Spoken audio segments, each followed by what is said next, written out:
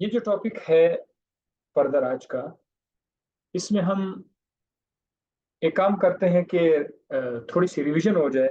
क्योंकि ये चैप्टर आप ऑलरेडी पढ़ चुके हैं, चैप्टर सारा नहीं, कुछ जितना है वहां तक आप पढ़ चुके हैं। ठीक है, 7-8 लेक्चर्स हो चुके हैं। अब हमने आगे क्या करना है,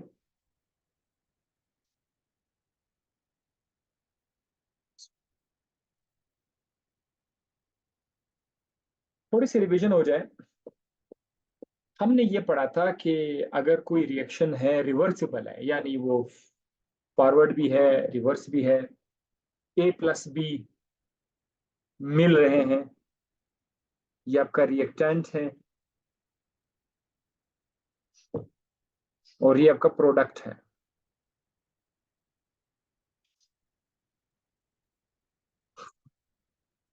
रिएक्टेंट और प्रोडक्ट, शुरू में रिएक्टेंट ज्यादा है, प्रोडक्ट जीरो होता है, प्रोडक्ट नहीं होता।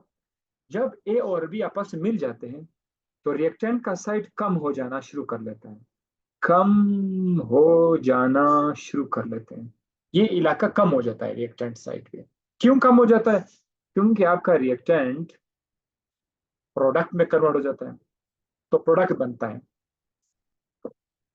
रिवर्सिबल का मतलब ये है कि जब आपका रिएक्शन स्टार्ट हो जाए तो एक खास वक्फे के बाद, एक टाइम के बाद, कुछ प्रोडक्ट होगा तो कुछ रिएक्टेंट होंगे। एक तरफ ज्यादा दूसरी तरफ कम हो सकता है, लेकिन दोनों तरफ, एक तरफ प्रोडक्ट होंगे एक तरफ रिएक्टेंट होंगे, लाइक दिस।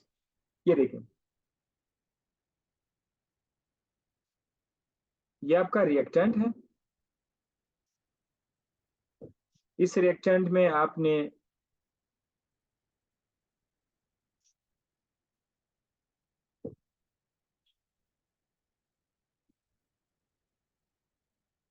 ए और बी, ये मुख्तलिफ कलर्स में यूज कर रहा हूं ताकि आपको पता चले कि आप दो डिफरेंट चीजें आप आपस में मिला रहे हैं।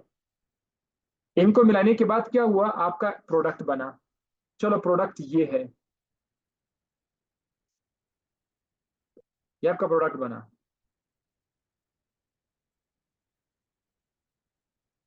प्रोडक्ट बना, जब प्रोडक्ट बन जाएगा तो रिएक्टेंट साइड को थोड़ा सा कम करना पड़ेगा।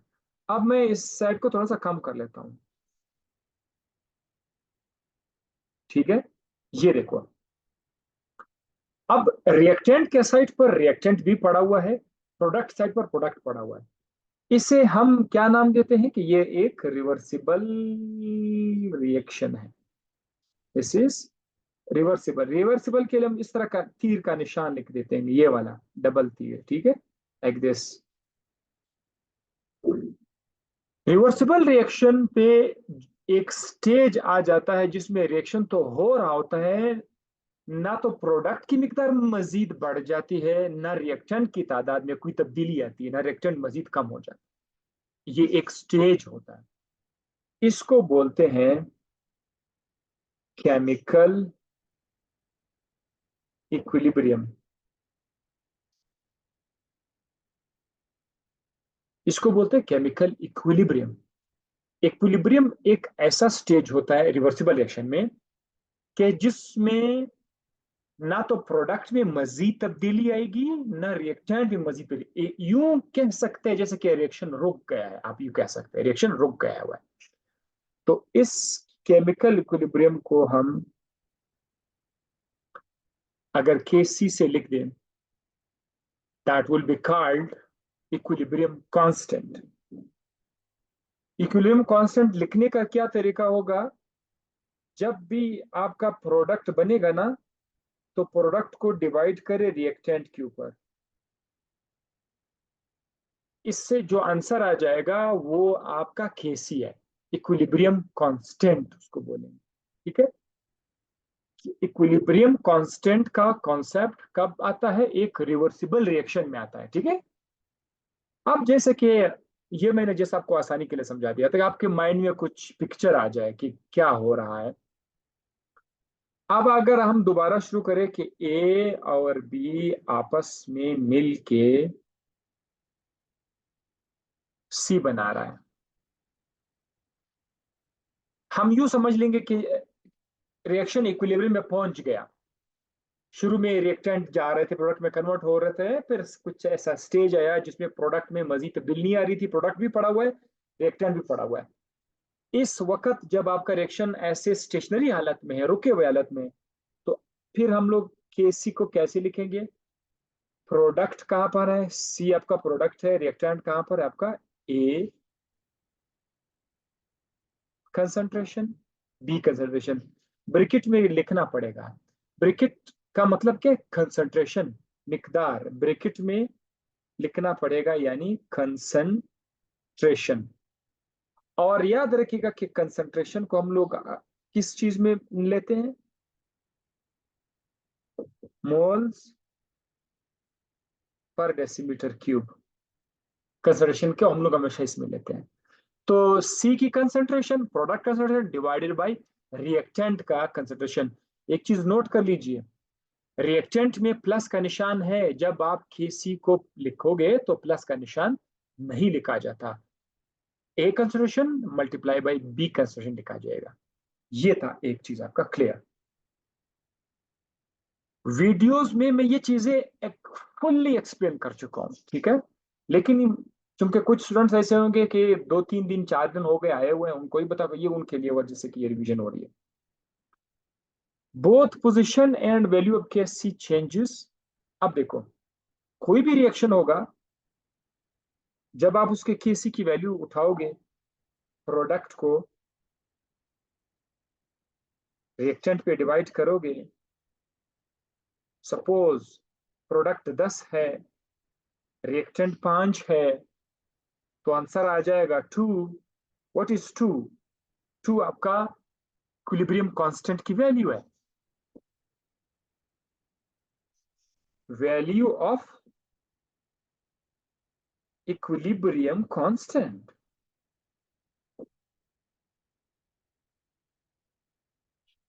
ये दरअसल आपका केसी है, केसी की वैल्यू 2 आ गई। अब देखो, जो भी रिवर्सिबल रिएक्शन हम और आप पढ़ रहे हैं, उनका अपना इक्विलिब्रियम कांस्टेंट होता है, केसी की वैल्यू होती है।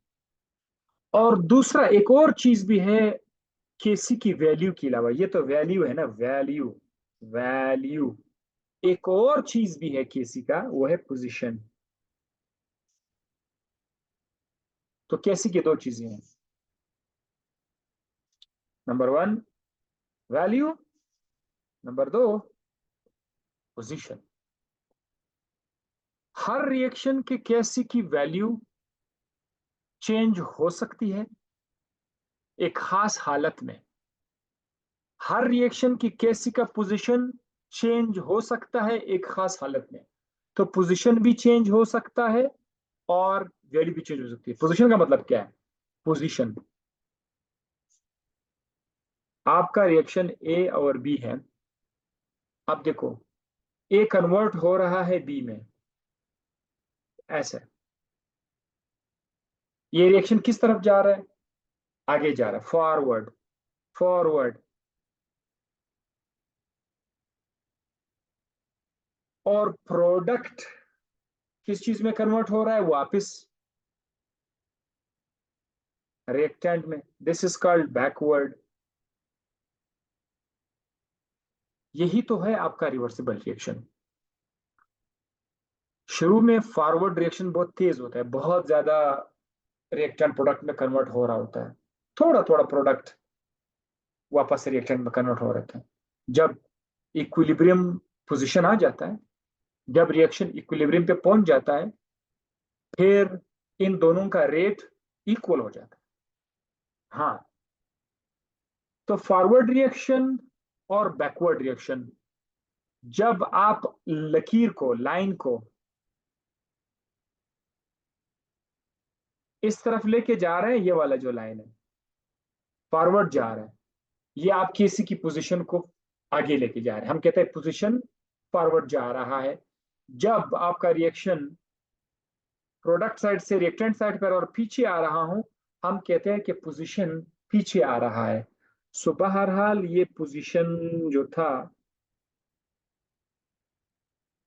ये भी पोजीशन है और वो भी पोजीशन, आपको समझ आ गया। तो हर रिएक्शन में केसी की वैल्यू भी होती है और केसी का पोजीशन होता है। मैंने क्या लिखा हुआ है, both position and value of KC, KC की वैल्यू चेंज हो सकती है depend upon the change of condition. Condition को चेंज करने से ये चेंज हो सकती है। कुछ ऐसे कंडीशन है जिसमें केसी की वैल्यू चेंज नहीं होती, पोजीशन चेंज हो जाता है। तो कुछ ऐसा भी सिचुएशन आएगा जिसमें केसी की वैल्यू भी चेंज हो जाएगी, पोजीशन भी चेंज हो जाएगा। आप लोगों ने एंट्री टेस्ट के लिए ये चीज याद करना होगा कि केसी की वैल्यू कब चेंज होती है और इसका पोजीशन कब चेंज हो जाता है, कैसे चेंज, ये आज का टारगेट है।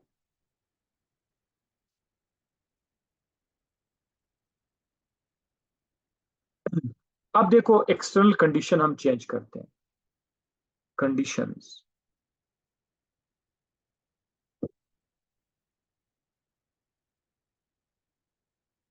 कंडीशंस का मतलब क्या है?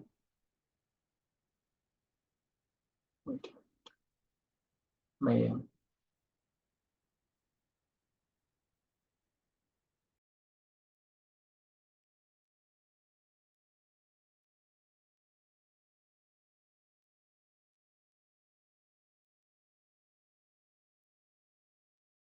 ओके, तो कंडीशन हमारे पास क्या क्या हो सकते हैं? वॉल्यूम चेंज करने से क्या होगा? आपका आपका रिएक्शन हो रहा है और इसकी कंसंट्रेशन को चेंज करने से क्या होगा? टेम्परेचर चेंज करने से क्या होगा? प्रेशर है, लेकिन प्रेशर को मैं वॉल्यूम के साथ ही हम बताएंगे, ठीक है? प्रेशर वॉल्यूम एक साथ ही पढ़ाया जाएगा। और कैटलिस्ट,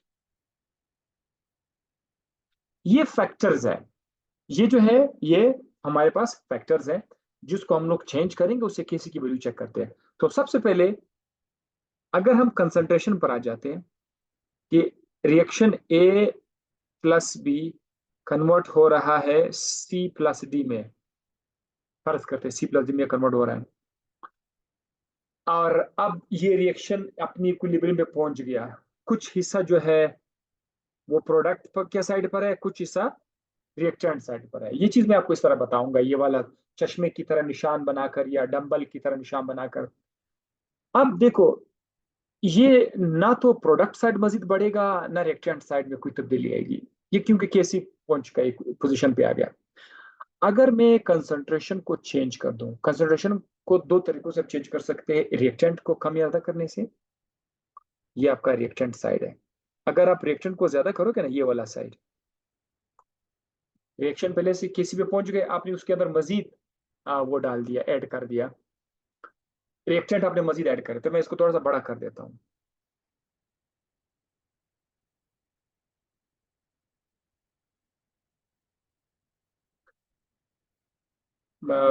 कलीम, मेरा पिक्चर गायब हो गया है, अगर पिक्चर मुझे नजर नहीं आ रहा है, अगर पिक्चर वहां पे भी स्टूडेंट को भी नजर नहीं आ रहा तो काइंडली मुझे बता देना, और स्टूडेंट भी मुझे बता सकते हैं अगर पिक्चर गायब है तो। रिएक्टेंट साइड को आपने क्या कर दिया, ज्यादा कर दिया। सो इससे क्या होगा कि चूंकि एक साइड बाहरी हो गया, सो अब रिएक्टेंट साइड से रिएक्टेंट कन्वर्ट होना शुरू करेगा किस चीज में, प्रोडक्ट में। अब आपका रिएक्शन कहाँ पर किस तरफ जा रहा है, फॉरवर्ड डायरेक्शन में, फॉरवर्ड डायरेक्शन। ठीक है स्टूडेंट्स, आप लोगों का मुझे जवाब मिल गया। ठीक है, थैंक यू। ठीक है, ये फॉरवर्ड रिएक्शन कैसे फॉरवर्ड चला गया? पहले तो फॉरवर्ड तो नहीं जा रहा था, पहले शिफ्ट तो नहीं हुआ था, लेकिन ये अब इसलिए शिफ्ट हुआ क्योंकि आपने रिएक्टेंट साइड को ज्यादा कर दिया, ये आपने डिस्टरबेंस कर दी, डिस्टरबेंस। रिएक्शन जो पहले से इक्विलिब्रियम पे पहुंच गया था, आपने उसको थोड़ा सा डिस्टर्ब कर दिया, रिएक्टेंट साइड पर आपने कुछ डाला, रिएक्शन वापस फॉरवर्ड की तरफ चला जाएगा। उस इफेक्ट को खत्म करने के लिए, उस डिस्टरबेंस को, उस डिस्टरबेंस को, डिस्टरबेंस मतलब आपने जो जो डाल रहे थे उसको हम डिस्टरबेंस बोल रहे हैं, वो जो चेंज आप कर रहे थे, उस डिस्टरबेंस को नलिफाई करने के लिए, नलिफाई, या सादा उर्दू में खत्म करने के लिए रिएक्शन ने खुद अपने आप को किस तरह एडजस्ट किया कि वो अब फॉरवर्ड चलने लगा, ताकि वो जो असर डाला गया था, वो जो रिएक्टेंट को ज्यादा किया गया था, उसके असर को खत्म किया जा सके। यानी के सी की वैल्यू को वापस बरकरार रखने के लिए, के सी की वैल्यू को वापस बरकरार रखने के लिए क्या मतलब इसका? शुरू में आपने रिएक्शन को डिस्टर्ब नहीं किया था, के सी की वैल्यू थी 2। शुरू में आपने रिएक्शन को डिस्टर्ब नहीं किया था, के सी की वैल्यू 2 थी। आपने क्या किया, आपने रिएक्टेंट डाल दिया, उससे रिएक्शन फॉरवर्ड चला गया। जब आपने दोबारा चेक किया, केसी की वैल्यू वही के वही है। आपने डिस्टरबेंस किया, केसी की वैल्यू चेंज नहीं हुई, पोजीशन चेंज हुआ। ये देखो, ये रिएक्शन फॉरवर्ड की तरफ चला गया। तो आप खोपड़ी में ये डालो कि जब आप कंसंट्रेशन को चेंज करोगे, तो कंसंट्रेशन को चेंज करने से केसी की वैल्यू चेंज नहीं होती है, केसी की वैल्यू वही रहती है, अलबत्ता पोजीशन शिफ्ट हो जाता है। या तो फॉरवर्ड जाएगा या बैकवर्ड जाएगा, डिपेंड करता है कि आप किस साइड को डिस्टर्ब कर रहे हैं। अगर आप लोग प्रोडक्ट साइड को डिस्टर्ब करो, मतलब प्रोडक्ट साइड पे चीजों को कम कर दो आप। सपोज मैं अब इसको थोड़ा सा लेवल अप कर लेता हूँ, ये आपका प्रोडक्ट साइड है सपोज, और ये आपका रिएक्टेंट साइड है। इस वक्त रिएक्शन आपका इक्विलिब्रियम पर है। अब मैं प्रोडक्ट साइड को कम, मतलब प्रोडक्ट को निकाल, चोरी करके निकाल दे, प्रोडक्ट बेचारा बना हुआ है, आप उसको निकाल के भाग जाओ, तो फिर क्या होगा? ये जो प्रोडक्ट साइड है, इसको छोटा बनाता हूं मैं, अभी छोटा कर लेता हूं उसको मैं। ये देखो,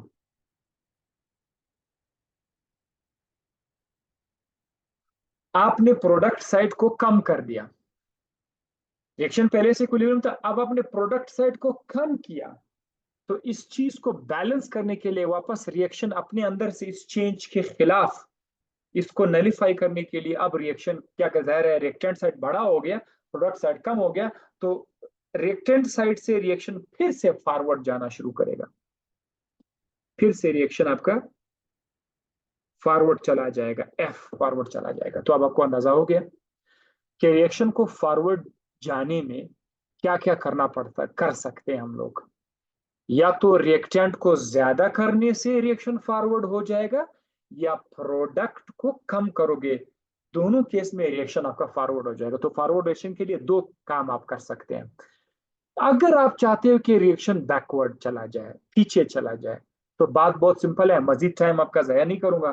देखो, दो तरीके हैं। या तो आप प्रोडक्ट को ज्यादा कर दो, या तो आप प्रोडक्ट को ज्यादा कर दो। लेकिन प्रोडक्ट को ज्यादा करना, बोलना अच्छा नहीं लगता। आप रिएक्टेंट को ज्यादा कर सकते हैं, कम कर सकते हैं, प्रोडक्ट को आप कम कर सकते हैं अपने हाथ से, ठीक है। तो हम, अगर आप चाहते हो कि रिएक्शन जो है वो पीछे चला जाए, द बेस्ट थिंग इज आप रिएक्टेंट को कम कर दो, ठीक है। यानी इस सिचुएशन में जो अब आपको नजर आ रहा है, प्रोडक्ट साइड बड़ा है, रिएक्टेंट साइड छोटा है, आपने रिएक्टेंट को बाहर निकाला। जब आपने रिएक्टेंट को बाहर निकाला, अब जरा तीर का निशान देखो, अब प्रोडक्ट साइड बड़ा हो गया, तो अब आपका रिएक्शन जो है वो पीछे आएगा। लेकिन दोनों सूरतों में आपका केसी का वैल्यू चेंज नहीं होगा, केसी वही 2 के 2 रहेगा, हर रिएक्शन का केसी सेम रहेगा, जब तक आप टेम्परेचर को ना छेड़ो। मिसाल के तौर पर इधर मैं बता रहा हूं कि यार, ये जो केसी है ये 2 है, तो मैं इधर लिखूंगा 825 डिग्री सेंटीग्रेड, या कोई खास टेम्परेचर होगा। टेम्परेचर को आपने चेंज छेड़ना नहीं है। अगर आपने टेम्परेचर को छेड़ दिया, फिर आपका ये वाला केसी की वैल्यू जो वो चेंज हो जाएगी। सो बहरहाल टेम्परेचर आपका तो कांस्टेंट रहेगा, एक खास जगह पर रहेगा। उसी के अंदर अंदर जब काम करोगे, तो केसी की वैल्यू चेंज नहीं होगी, पोजीशन अलबत्ता आगे पीछे हो जाएगी। ये जो कुछ अब तक आपने पढ़ा, दोबारा पढ़ा, ये था ली चैटलियर प्रिंसिपल। ली चैटलियर प्रिंसिपल। वो कहता है ये रिवर्सिबल रिएक्शन में कोई चेंज लाओगे तो रिएक्शन खुद ही अपने आप से एडजस्ट करेगा ताकि वो चेंज खत्म हो जाए। ये ली चटले प्रिंसिपल है, और ये जो आप पढ़ रहे हैं सब ली चटले प्रिंसिपल है।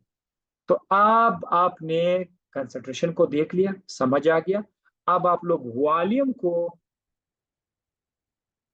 चेंज करके एक रिएक्शन की कैसी पर आप देख सकते हैं कि क्या असर पड़ेगा। सपोज आपके पास एक रिएक्शन है ए प्लस बी, प्रोडक्ट बन रहा है सी, और ये एक रिवर्सिबल रिएक्शन है। ये एक रिवर्सिबल रिएक्शन है। वॉल्यूम इस पर वॉल्यूम जब जब वॉल्यूम आएगा तो उसका मतलब ये है कि मैं प्रेशर की दोनों की मैं बात कर रहा हूं। एक और बात, वॉल्यूम और प्रेशर हमेशा एक दूसरे का उलट है। जो कुछ मैं प्रेशर के लिए बोलूंगा वॉल्यूम के लिए उसका उल्टा सोचना है आपने।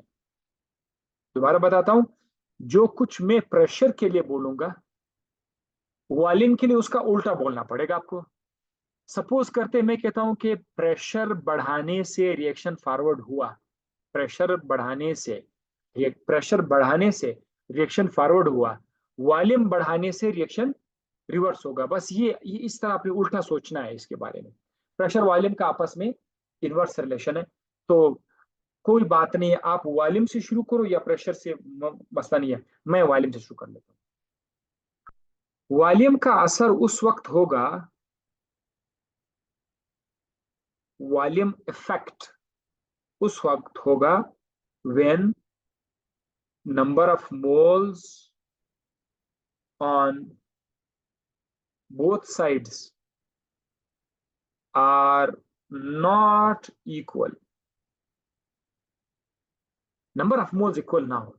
यानी ए 2 मोल है, बी 1 मोल है, और सी जो है 3 मोल है। तो प्रोडक्ट साइड पे टोटल कितने मोल्स है? 3 मोल्स है। रिएक्टेंट साइड पे टोटल कितने मोल्स है? 3 मोल्स है, 2 ए और 1 बी। तो इस तरह के रिएक्शन पर प्रेशर वॉल्यूम का कोई फर्क नहीं पड़ेगा। आप प्रेशर कम करो ज्यादा करो कोई फर्क नहीं। हाँ, जब आपके रिएक्शन में इस तरह का रिएक्शन हो कि A 2 है, B 1 है, सी जो है वो 2 है, तो आपका प्रोडक्ट साइड पे 2 मोल है, रिएक्टेंट साइड पे 3 मोल है। ये तो मैं अपने आप से बोल रहा हूँ। किसी भी साइड पर चेंज हो, प्रोडक्ट साइड 5 हो, रिएक्टेंट साइड 3 हो, प्रोडक्ट साइड 10 हो, रिएक्टेंट साइड 4 हो, मतलब प्रोडक्ट रिएक्टेंट के मोल्स डिफरेंट हो, फिर प्रेशर और वॉल्यूम चेंज करने से केसी की वैल्यू चेंज हो जाएगी। केसी की only only KC value change, oh my God, KC की पोजीशन चेंज हो जाएगी। सिर्फ केसी की पोजीशन चेंज हो जाएगी, वैल्यू चेंज नहीं हो जाएगी। Value will not change. बाकी मैं एक्सप्लेन कर चुका हूं, ठीक है, वीडियोस में आप लोग वीडियोस में चाहेंगे देखेंगे कि किस किस तरह से मैंने इसको एक्सप्लेन किया हुआ है। राइट, ये जैसे वो रिविजन है। अब आते हैं application of chemical equilibrium. Temperature, sorry, temperature temperature थोड़ा सा रह गया, टेम्परेचर रह गया। This is not possible. Temperature थोड़ा सा आपको मैं एक्सप्लेन करके बताता हूँ। अच्छा, ये कहता है कि हमारे पास सिर्फ 10 मिनट रह गए। इसी पेज पर टेम्परेचर बताता हूँ। टेम्परेचर इफेक्ट कर सकता है, बल्कि इधर लिख लेते हैं फिर उसको मिटा देते हैं। Effect of temperature, effect of temperature. Temperature को जरा देखना है हमने।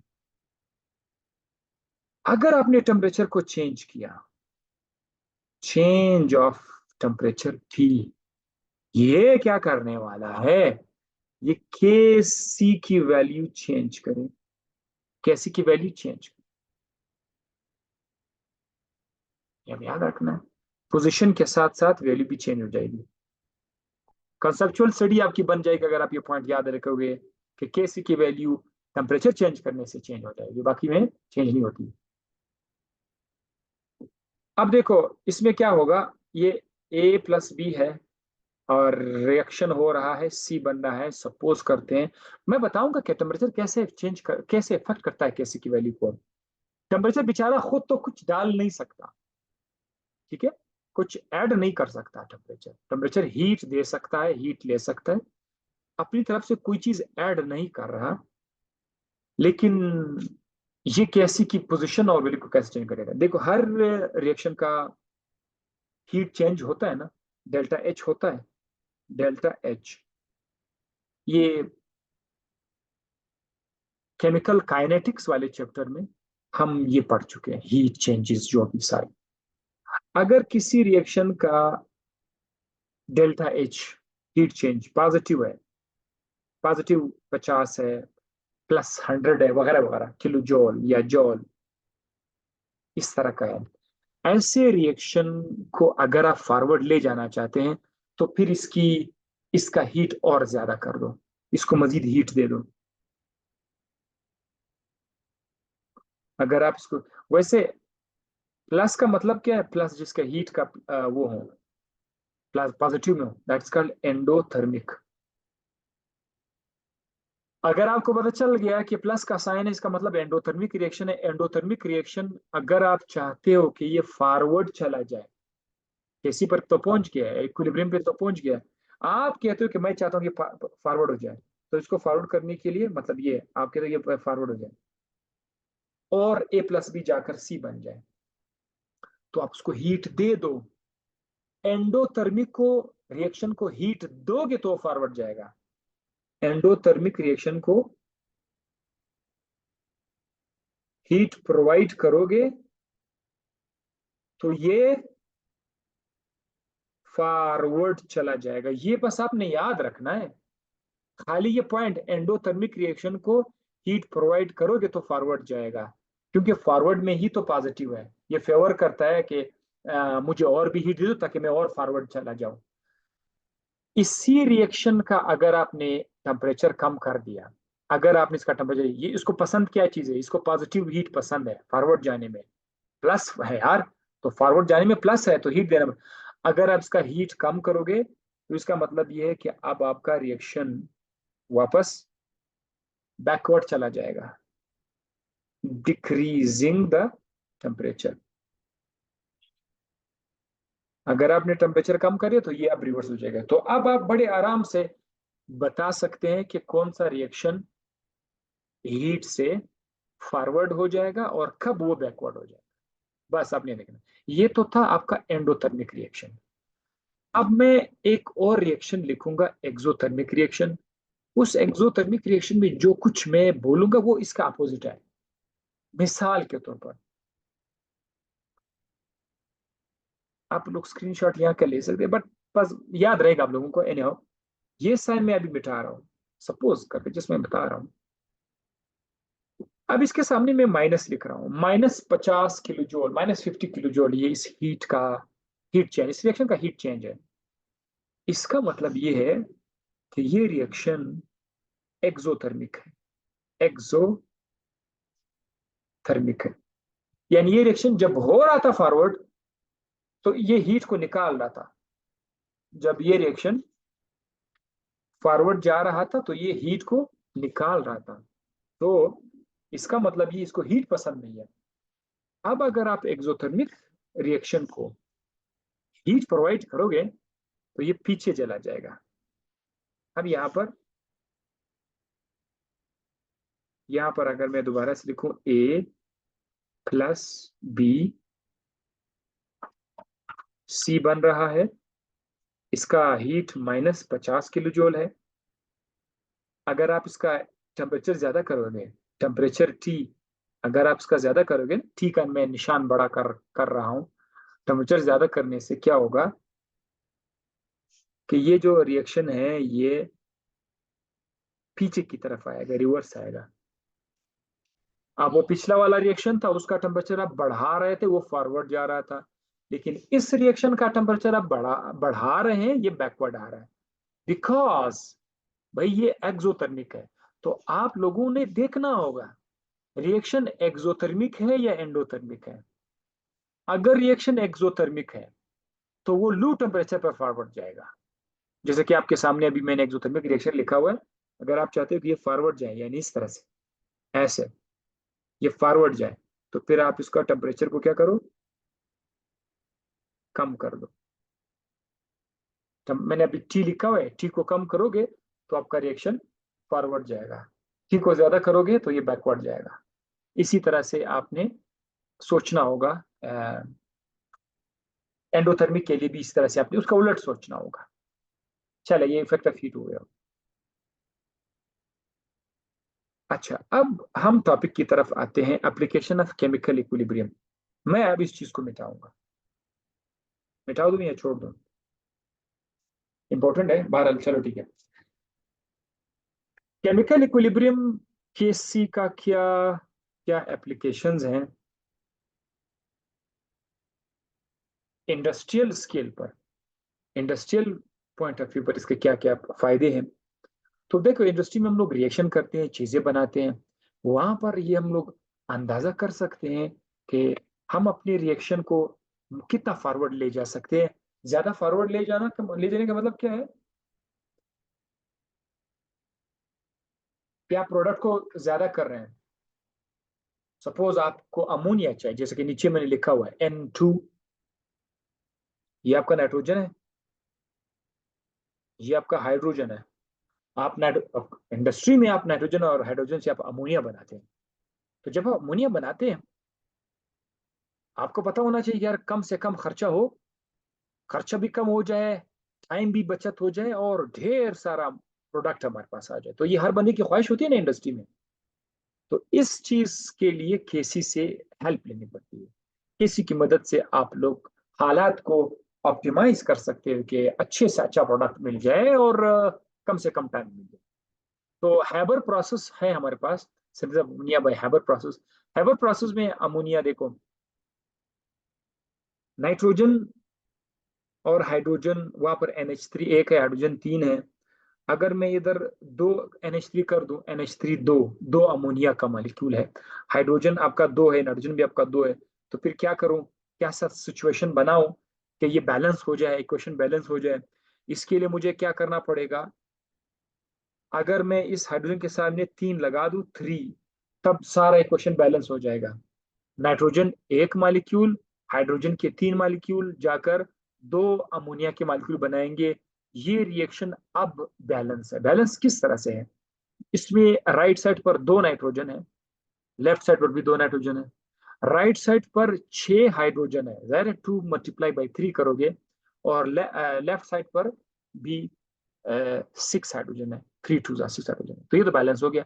अब इस क्वेश्चन पर आप लोग देखो, अभी टाइम वो हो गया, नेक्स्ट नेक्स्ट में फिर दोबारा से आपको मैं बताऊंगा इसका कंटिन्यू बाकी ऐसा। आप लोग जरा सोचो, अब आपके पास 4-5 मिनट है, आप लोग सोचो, ये वाला रिएक्शन जिसका हीट माइनस में है, आप लोगों ने सोचना होगा माइनस में क्या क्या करने से अमोनिया बढ़ सकता है। क्या क्या करने से अमोनिया बढ़ता है, मुझे आप टेक्स्ट भी कर सकते हो। अमोनिया को बढ़ाने के लिए क्या क्या आप लोग कर सकते हो? टेम्परेचर के साथ क्या करो कि अमोनिया बढ़ जाए? वॉल्यूम के साथ क्या कर सकते हो कि अमोनिया बढ़ जाए? कंजर्वेशन के साथ क्या क्या कर सकते हो? मुझे आप बता सकते हैं, मैं आपको इसका एक्सप्लेनेशन दे दूंगा नेक्स्ट बार।